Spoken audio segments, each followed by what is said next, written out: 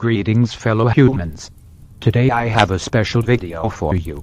A little while ago I made a creepy story called The Klingmear. Link in case you wanna read it yourself is in the description.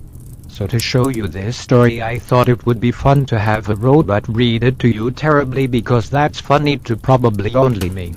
Anyway, enjoy the story of The Klingmear. Walking alone at night has never scared me before. I'd normally stay out till 2 in the morning sketching whatever scenery had caught my interest. I've never felt in danger, or like someone was watching me, especially since I'm not someone that anyone would want to kidnap or something. I'm a thin 20-year-old college student with dirty blonde hair. It has a small white streak on the side I've had since I was a kid. My eyes were a gross green color, like a rotten grape had been stuck into my eyes. Walking down that dirt road towards my dorm was as quiet as always. The air was filled with a cool breeze that mixed well with the dark sky. I scanned my ID to enter my dorm when Hey Kendrick. Wait up, yelled a girl running towards me. I groaned and closed the door, contemplating whether or not I should just go inside. Hey Kendrick. My decision was made, the girl had caught up to me. What's up? Walking home. I responded, too tired to make conversation.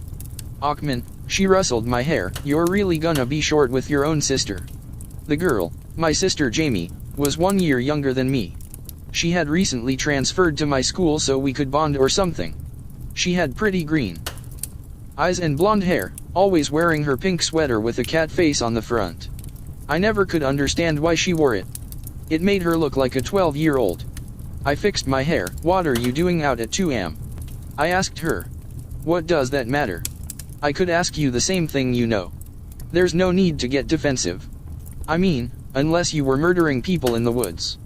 You weren't right. No, she groaned. I went to a club. A club? What was she doing at a club? For as long as I've known my sister she's never been interested in drinking or dancing. Whatever. She probably went with her friends. Hello, she waved her hand in my face impatiently. No comment.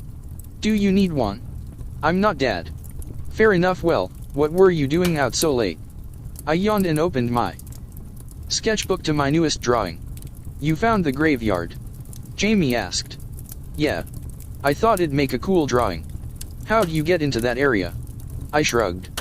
Truthfully, it took me a few hours of aimless walking through the paths of gravestones to find it, but I didn't want her to know that. It'd creep her out. I'm going to bed now, I told her, turning back to the door. Oh, all right. Bye.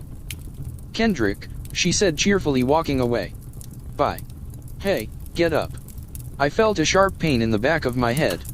Ow, what the hell did you throw at me? I said, groggily turning off the loud alarm clock. A notebook. I sat up and looked at my roommate Tyler, rubbing the back of my head. Why dash, it's been going off for 20 minutes. You didn't even move slightly. I grabbed my practically empty pill bottle off my nightstand and got up to start getting ready for class. Why did you set an alarm if you weren't gonna wake up? He yelled, crossing his arms in front of him. I have class, putting on black pants and a jean jacket. If you had class at 9 am, maybe don't stay out all night like a werewolf next time, he yelled, crawling back under the covers. I grabbed my bag, put my piercings in and left the room. When I first got into college I got 3 earrings in my right ear. This year I got a lip ring and started painting my nails black. I figured, if I was staying at this college for 3 more years I'd rather stop worrying about others' opinions and be myself. Before I knew it, when I was in my art class, painting the scenery I had sketched out in my sketchbook. Painting wasn't exactly difficult, just a little frustrating to get the dimensions correct. The rows of graves were nice in the foreground with a dark forest in the background. Wait a minute, when did I draw that? There was a figure in my drawing. It was tall with some sort of cloak on. I pulled out my phone and looked at a photo I had taken of the scenery. There was nothing there. I let out a shaky breath of relief. Maybe that was supposed to be a tree and just so happens to look like something else. Yeah, that must be it. I walked down the same old dirt road towards my dorm, listening to that energy drink in my mini fridge call my name. I yawned walking into the lobby. Yes, but I need to find her, a man around my age yelled. I'm sorry sir, but I just can't give out people's personal information. Fine, he growled. I'll find her myself. He walked off towards the dining hall. Well, that's strange, I thought. I tried to fight the urge to follow, but curiosity got the best of me. Who was he looking for? And why was he so angry? Do you think it was an ex-girlfriend or something? If it was, maybe he'd know where her room was. Hey, watch where you're going. Sorry. I apologized.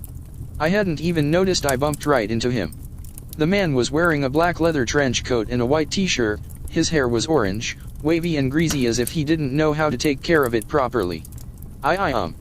Didn't see you there, I said, trying to make the best excuse.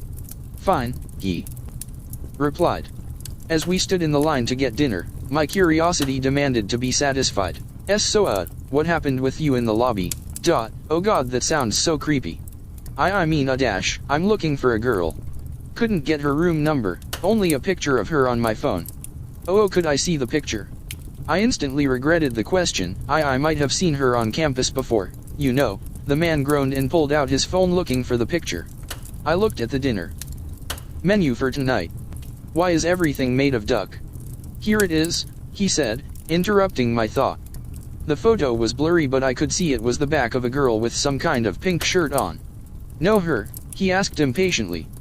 Sorry. That's what I thought, he groaned. We got our food and looked for a table. Would you mind if I sat with you? I asked. Fine. My heart skipped a beat as I sat down across from him. I don't know why I was so drawn to him, I just knew I wanted to know everything I could about him.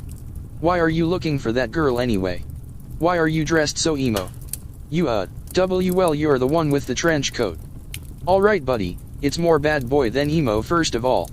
And second, she owes me. I cut into my slice of duck meat. Is she an ex? Like, does she have your shirt or something? No, alright, well, a terrible idea crossed my mind. Could I maybe help you find her? Terrible. Why would I ask that? It's obviously a private matter I shouldn't be getting involved in. You could maybe jump into bed with her when I find her. The conversion went silent. What? If you wanna follow someone around looking for a girlfriend, find someone else. I am not looking for a girlfriend, right now. That'd be weird. Well, how about I help anyway? You want a leash, emo? Might make it easier for you to be my little puppy. He smirked. I'm okay with that. No thank you. He chuckled. You know what, fuck it. Gimme your number, I'll send you the photo and you can ask others if they've seen her. Okay. I practically skipped to my dorm room and unlocked the door. My roommate was sitting by his desk as I opened the fridge, finally receiving the refreshing taste of energy. Well, you're looking less depressed today, he said, clicking the keys on his computer. I shrugged. I guess. A little bit. Well, what happened? Did you finally talk to someone other than the voices in your head? Tyler. Tyler had been my roommate all through college. He's been my closest friend here and knows probably too much of the terrible garbage going through my head. Yeah, I know. But it's an accurate question. If I don't make jokes about your schizophrenia, who will? I took a sip of my drink. Seriously, come on dude, tell me what happened. Kendrick. Come on, get your head on straight. Did you ask anyone about the picture? What? Oh snap, come on, simple question. Well, yeah, I asked a few people. No luck. That's so annoying. Why, yeah. The man in the leather trench coat grumbled for a moment. I never did get your name. I put it in your phone. I checked, sure enough. The name Derek Leonard was now programmed in my phone. Yeah, I knew that, I chuckled nervously. Sure you did. Now come on, we're going back to where I saw her last. Derek began walking away. I was quick to catch up to him, walking slightly behind him. I nervously fiddled with my phone case, following him to this unknown location. Are you looking at my ass? What? He stopped walking and looked at me intensely. If you aren't, then stand next to me. Why, yeah, right. He started walking again and I caught up, standing right by his side. You already said you were gay. You don't have to sneak glances, he chuckled. What? What did he just say? My mind stopped working, my legs slowing down to a halt. 1,000 thoughts rushed through my subconscious. He thinks I'm gay? And no. He knows I'm gay. I told him. When did I tell him?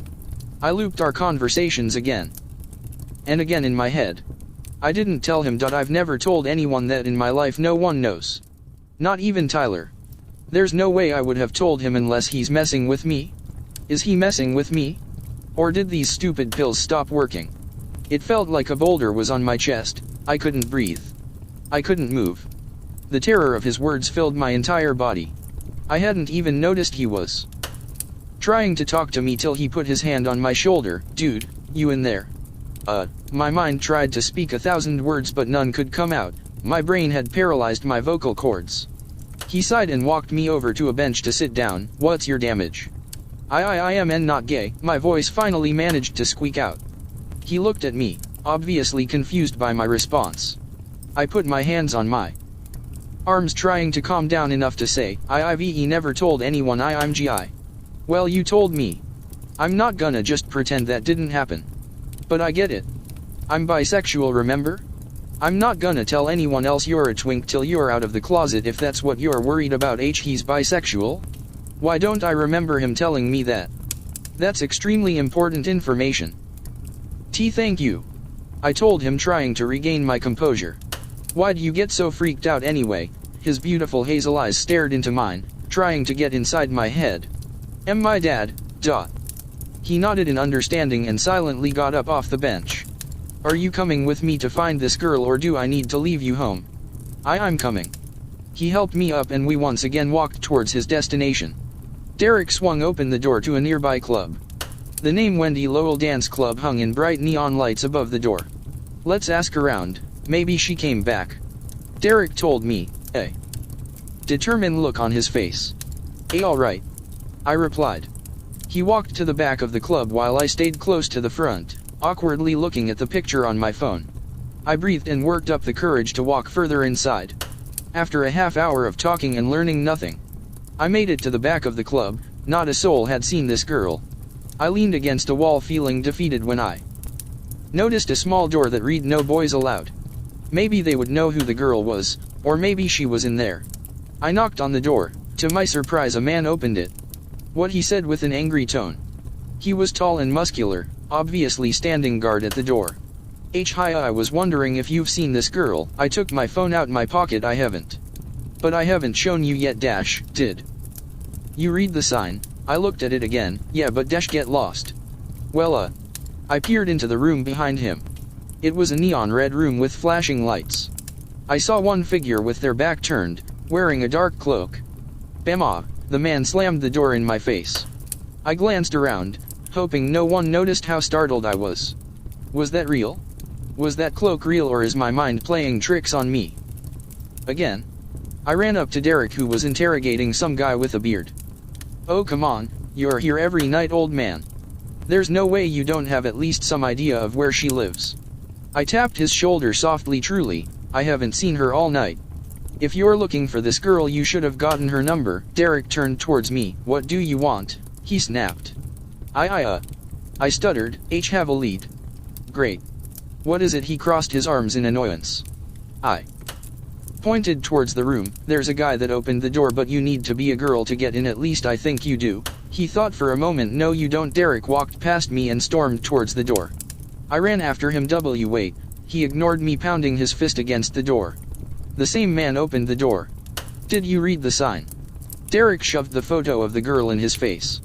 Is she in the room? He demanded. I stood behind him shyly. Quit creeping around looking for her. She obviously doesn't want to see you anymore. Doesn't matter if she does or doesn't. She owes me. She can't just run away from me. Let me in now. He struggled, shoving past the guard to enter the room. We were quickly thrown out, getting away with only one potential black eye. Ugh. Derek growled in frustration, holding his hurt eye. Are you okay? Oh my god, does it look like I'm okay? He screamed. He got up off the ground and paced around like an angry dog. I got up and whipped the dirt off of my pants. Do you know how hard it is to admit that the one person I need is avoiding me? The only person that I care about is avoiding me. I stayed silent. Me. What right does she have to do that, huh? What right does she have to ignore me, to send me on a wild goose chase, finding her with some boy that clings to me like a lost little duckling? Does she not want me to bring peace to this world? After everything we've been through, She wants everyone to suffer. He was ranting and raving like a madman. None of his words made any sense to me.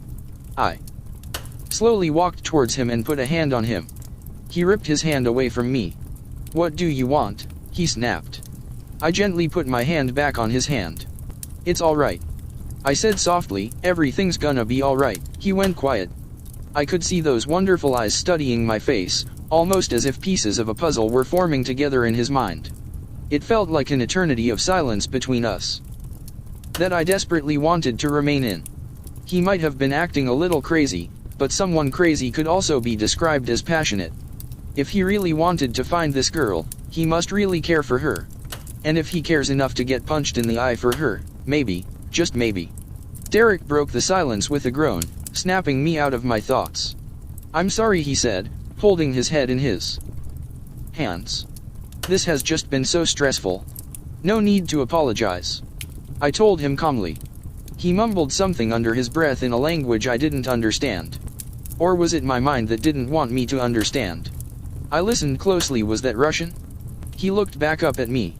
"Wanna go home, emo?" he asked with a small smile. Sure, that'd be great." He grabbed my hand and we began walking down that familiar dirt road towards my dorm. I checked my phone with my free hand. 12 a.m. "Wow, I'm gonna be home before curfew for the first time ever," I said with a small chuckle. "You don't have to go home, . What do you mean? You can come to my place. I have a twin-sized bed after all." I felt my cheeks get warm. Alright. "I mean that's fine with me if it is with you," I said, laughing nervously. He only let go of my hand when we got in his car. It was a red sports car, at least I think it was. The interior was black with uncomfortable leather seats. "You've made a terrible mistake. You found the belly of the beast and dove inside head first without giving it a second thought. I've taught you better than that. You're pathetic." I woke up in a cold sweat. I haven't heard that voice in a long time. I haven't taken my pills yet. Wait, where am I? I looked around. I was in bed. Not my bed. Derek's bed, without my clothes. I looked over to see Derek across the room lighting a cigarette in only his boxers. "Sleeping Beauty. I knew she could wake up," he said with a snarky grin. I got out of the bed, quickly getting on my clothes. "You know, I had a thought. If we need a girl to get into that room, why don't we find a really nice girl to go into the club for us? Like a friend. A close friend." Sorry, what did you say?" I asked, getting the rest of my clothes on. "Got any close female friends, Kendrick? Relatives maybe?" "Well, only my sister." "You have a sister?" "Yeah, she lives on campus." "Wow, that's crazy. You think she'd like to join us? It'd really help us find our missing girl. I mean, I can ask her." "Terrific," he smirked and smoked his cigarette. Question, you aren't dating that girl, are you?" "I'm not." "Oh good, wait, then what does she owe you?" "I don't think you need to know that, Kendrick." "Oh, why yeah, sorry, I just thought." I tried to put the words together in my mind. It all sounded desperate. How could I ask him if he wanted to date? This could just be a one-night stand after all. "You're too shy," he interrupted. "Just talk, don't think." Well, I wanted to know if you wanted to maybe go on a D-date." He didn't answer. I mean, I don't know. We don't have to dash. "Sure." It took a minute for my mind to catch up. "What, you thought I was gonna sleep with you and then leave? Pretend nothing actually happened? Come on, emo. You must have believed I was better than that." He laughed. I laughed with him, a breath of relief escaping my lungs. He sat on the bed next to me. A really cute emo. He kissed me. My heart fluttered. It felt like I was kissing a campfire. I was floating. I had no clue we'd get to this point, let alone this quickly. I had no intention of questioning it. I just sat and enjoyed kissing those perfect rugged lips. I got back to my dorm and opened the door slowly, trying not to interrupt my roommate. "Hey Kendrick, where the hell have you been?" I sat down on my bed. "I slept at a friend's house." "Oh my god, you finally got laid." What? "No. You did. You and I both know you don't have any other friends than me, dude." "Well, who was it with? You gotta tell me everything. Was she hot? Was it Miranda?" "She jumps into bed with everyone." "Derek," I said quietly. Tyler sat down on his bed across from mine. A dude. I took one of my pills and laid down, covering my head with a pillow. Well, good for you, man. He picked up my hand and gave it a high five. I yanked it back under the pillow and tried to take a nap. Knock knock, hopefully she's here, I thought. I didn't call ahead or anything, but I knew Jamie was done with classes around 6:30. Knock knock, Jamie?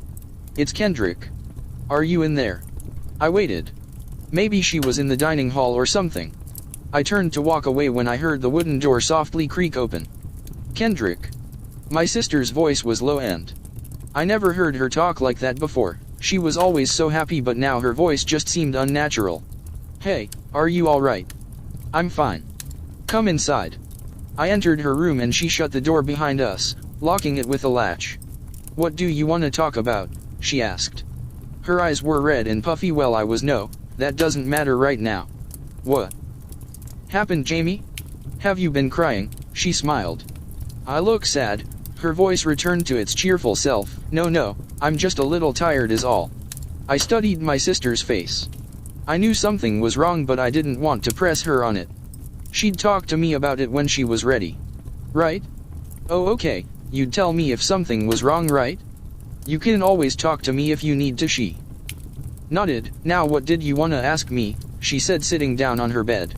Well, alright. So my friend Derek can't seem to find this girl, and we think that she's in a boys not allowed room in a club not too far from here. At least she might be there. I was wondering if you could go into that room and see if she was. Of course, I'd be right outside if you need anything. She stared blankly at me. The Wendy Lowell Dance Club.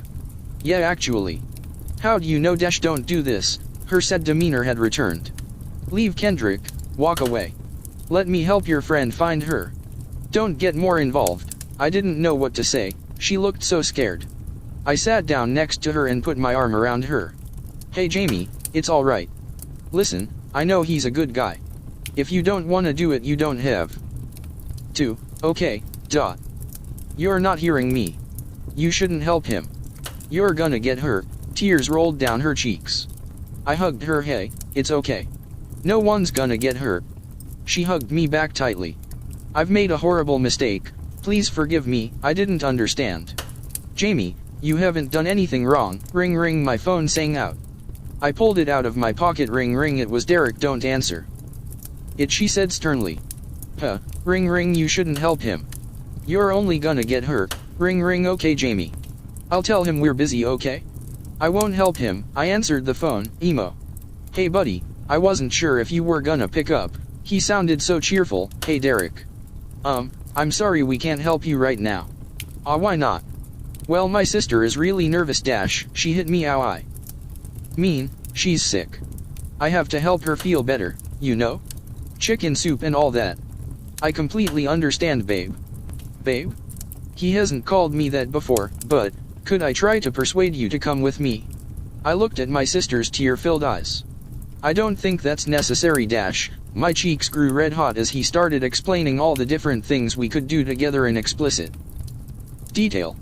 I felt my heart quicken listening to all of his persuasive words. I managed to stutter out. I covered my phone's microphone. Hey Jamie? I really think I need to help him find the girl. What? No. What did he say to you? PFFFFFT. Nothing. I chuckled nervously. He just makes really valid points. I mean, what if she's dying? You know? I wouldn't feel right if I chose just to not help. She looked down at the floor. Fine, you can help, but only if I'm with you the whole time. Really? You don't have to go if you don't wanna. I'm going. Okay. I smiled. Just give me some time to get ready. Okay. I'll meet you downstairs then, alright? And Jamie, nothing bad is gonna happen. I promise. She nodded. I gave her a hug and left her room. Hey you, Derek called out to me lovingly. I smiled and walked over to him. Hey. Jamie agreed. She just needs some time to get ready. He smiled. Wonderful. We'll finally find our missing girl. He pulled some chapstick out of his pocket and applied it to his lips. Hey yeah. And then we can have some time to ourselves. Right. Derek chuckled. Then we'll have some time to ourselves. He held me close to him and kissed me sweetly. His lips tasted like sweet caramel. Hey guys. Jamie said, walking towards us in that same pink sweater. I spun around quickly. Jamie. You're finally here. Derek said, pushing past me to greet her. I fixed my hair and tried to compose myself. Ready to fulfill your end of the deal? Jamie looked towards me sadly and back at Derek. She nodded. Great. Let's go, Derek announced. They set off quickly walking towards the club, Derek leading the way with Jamie close behind. I ran to join them and stood next to Derek. Isn't this great, Kendrick? We're finally going to get what we're owed, Derek said, a big grin spread across his face. He hasn't smiled like that since I've known him. Yeah. I agreed. Hey Jamie, come here would you? I want to talk to you in private for a second. She agreed and took my place next to him. I slowed down a little bit, my stomach feeling a bit queasy. Sabiraides levi vipalniat svoi obiazonosti? Are you going to fulfill your duties? Derek said to her in another language. Was that Russian again? Duh. Larry, oh moy brat, kak vyajadayat, to ya smogu stilat ito s nim? Larry, he's my brother. How do you expect me to be able to let you do this to him? Jamie replied. She spoke Russian?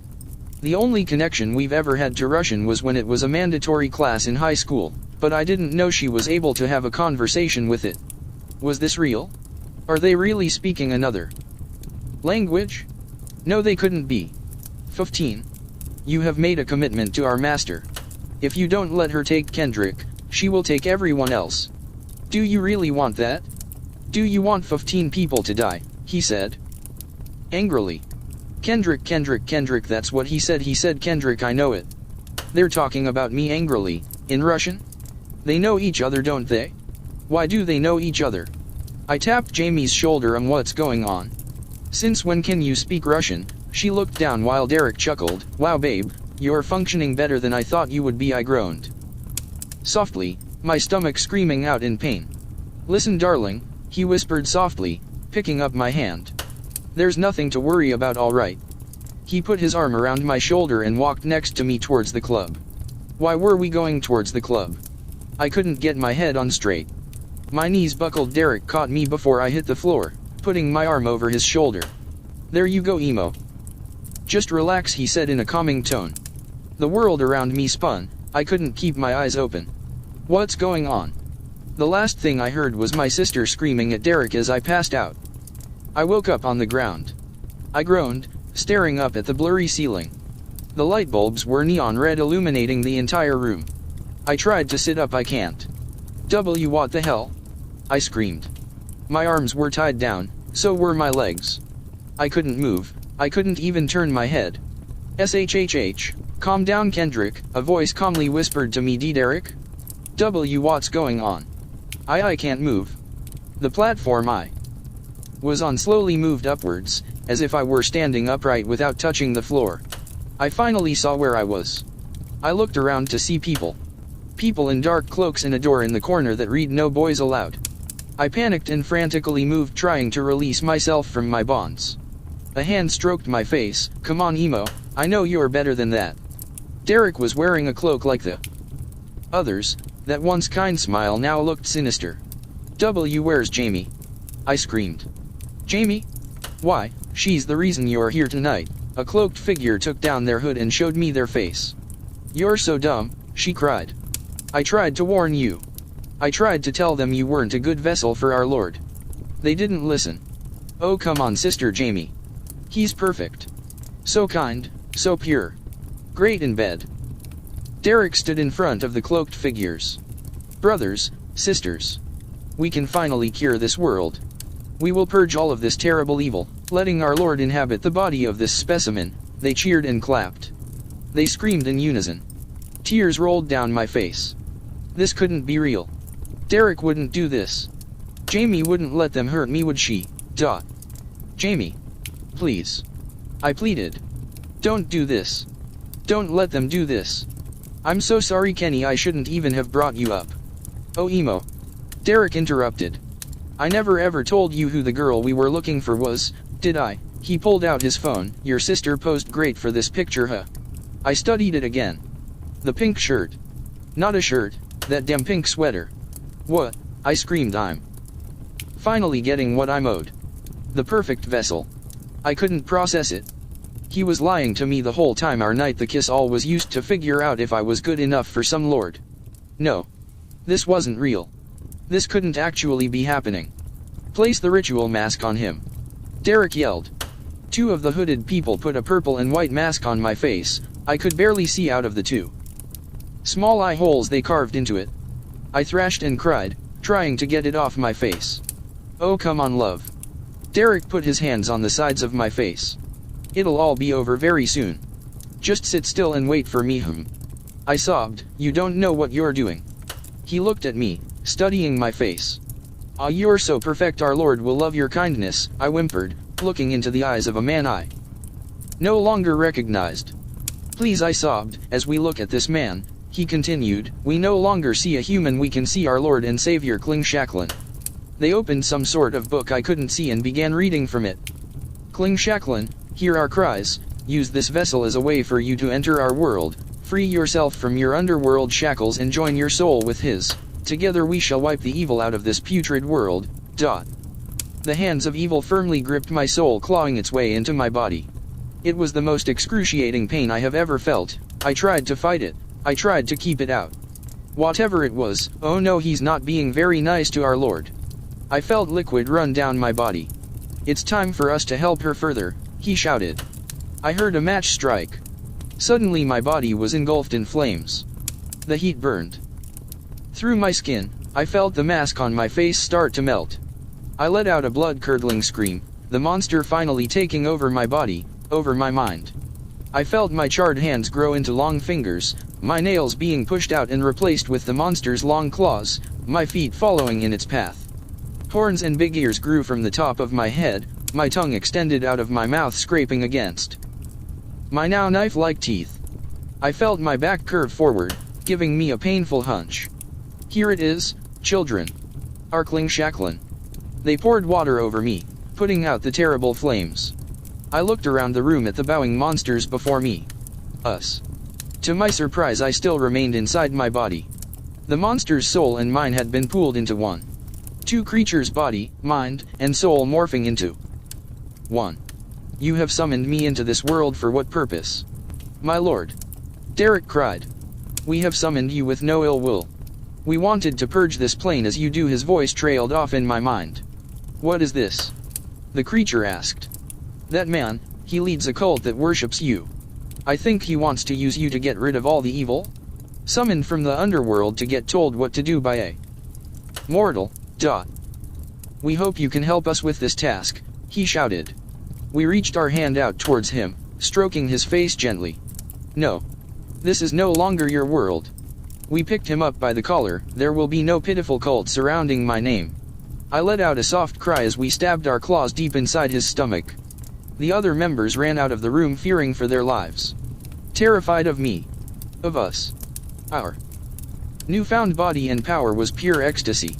The reason he decided to let me keep my body with him inside it would always confuse me, but one thing was for sure.